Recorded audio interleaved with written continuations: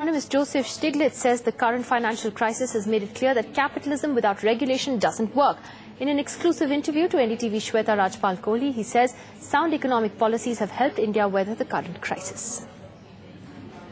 Professor Stiglitz, you've been a very vocal opponent of mindless liberalization. Do you think the current financial crisis will force policymakers around the world to rethink the model of capitalism as we know it?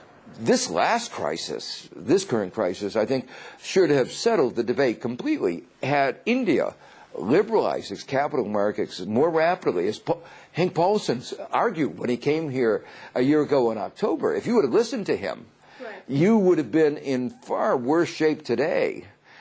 If you had followed the American practices, you would have experienced some of the same problems that the United States has experienced. So in that sense, would you agree with the way India has gone about liberalizing its economy, with a lot of regulations still in place? Very much so.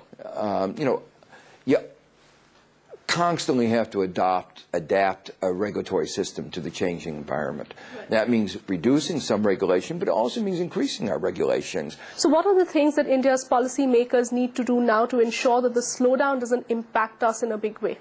Well, first, I do want to emphasize that some of the things that your central bank has done are right. I mean, I wish we had had as good central banking as Governor Reddy was. We would not be in the mess that we are if we had Governor Reddy rather than the governors that we did have. But many people, in fact, have been very critical of Governor Reddy, saying that tightening monetary policy was not the right thing to do. Would you disagree with that? Well, the question, it was a very difficult problem at that particular moment because you were fighting two threats. The threat of inflation and the threat of unemployment.